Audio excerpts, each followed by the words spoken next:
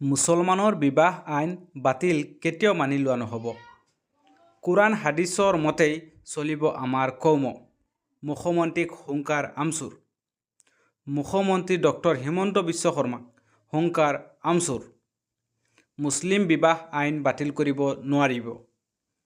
শৰীয়ত আইন আৰু ইছলামিক আইন অনুসৰি মুছলমান সুৰক্ষিত হৈ আছে। শৰীয়ত আইনৰ মতে বিবাহ আৰু তালাকৰ ক্ষেত্ৰত মুছলমান সুৰক্ষিত। ৰাজনৈতিকভাৱে চৰকাৰখনে মুছলমানক লক্ষ্য কৰি লৈছে। মুছলমান বিবাহ আইন বাহাল ৰাখিব লাগিব হিমন্ত বিশ্ব শৰ্মা চৰকাৰখনে।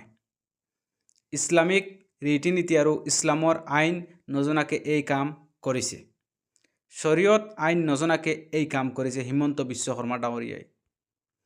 এই আইনসমূহ বাতিল কৰি মুছলমানৰ আৱেগ অনুভূতিক আঘাত কৰা হৈছে। এই আইন বাহাল থাকিবই লাগিব। অসমৰ মুছলমান সমাজে লিখিতভাৱে ৰাজ্যপালক এই কথা জনাব। চৰকাৰৰ বিৰুদ্ধে আন্দোলন কৰাৰ হুংকাৰ আমচুৰ।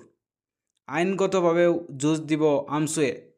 কৌমৰ ওপৰত আঘাত সানিব পৰা কামৰ চেষ্টা যাতে মুখ্যমন্ত্ৰীয়ে নকৰে। ইছলামৰ ওপৰত কিবা ভুল দেখিলে আলাপ আলোচনা কৰক। আলাপ আলোচনাৰ বাবে আমি সাজু আছোঁ বুলি কৈছে আমচুৱে।